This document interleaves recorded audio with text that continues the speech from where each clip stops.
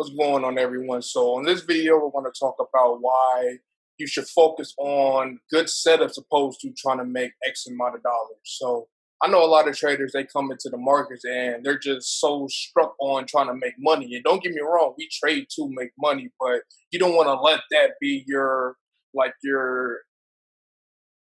the thing that drives you into why you trade and to how you want to like base your overall day around, because now if you don't make that amount of money now, you probably don't have that same energy level as you wanted to, or if the market don't move how you want, you it might make you get into over leveraging or trading with bad habits. So this is why you just want to more so focus on something like, this week I'm going to only trade two good setups. Like, I don't care about how much money I make. I'm just making sure that I focus on two good setups that fit me favorably. I'm not chasing the market. I'm letting the market come to me and present certain characteristics that I like that I find favorable with my trading strategy. So those are kind of how you want to trade the market. You don't want to just go into the market knowing you need to make money. It's better to just wait for that favorable setup that fits your actual trading style. So in this case right here, this is GBP Japanese yen on the 4-hour, and you can clearly see that if you trade, you know this would be a head and shoulders pattern. So right here, it would be the left shoulder. Right here, this would be the head, and then this would be the right shoulder. So more importantly, I mean, I understand the actual reversal patterns, and I see them, but I don't let that be the reason why I buy or sell. Like, it's all about price action. Like, overall, those patterns are important, but it's just more so about the price action. So even though this made a head and shoulders pattern, the more important thing is how the market eventually made that breakout. Like, it broke strongly below the neckline, right? So now, seeing something like this as a trader, we know that we're not about to look for sales down here. It's a high probability setup. We just stay patient and wait for the market to potentially push back up.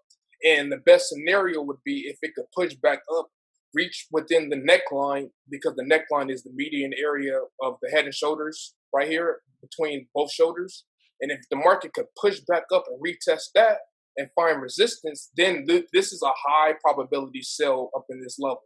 So that would be something that we would like to wait for. It doesn't matter about, like, if I had the mindset of trying to make $500 opposed to just going in like, okay, like, instead of me just trying to make $500, let me just wait for this clear setup, and then I'm gonna just like trade comfortably. I don't need to rush. I could place whatever position fits your account size, and you can catch this trade and more than likely swing it back down to the downside because it's a breakout retest of the head and shoulders pattern.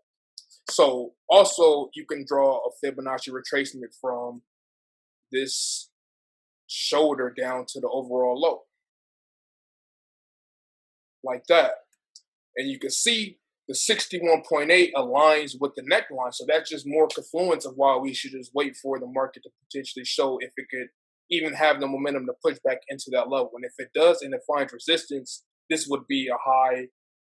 We would look for heavy sales within this area. And then overall, the TP would come in around the negative 24, which aligns with around 133 support level. All right, so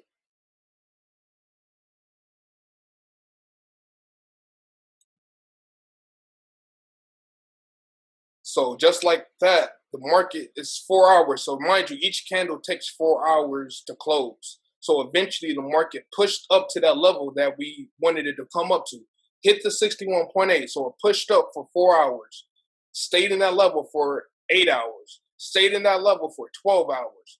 And then for 16 hours, it was in that level. Then we finally got that strong bearish engulfing that pushed price back below the 50 EMA and also pushed price back below 135.5.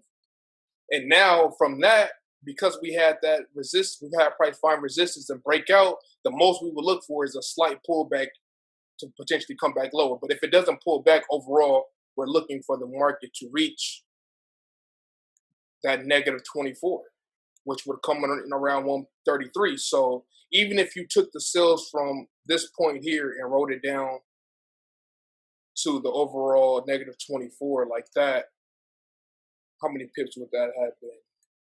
From here down,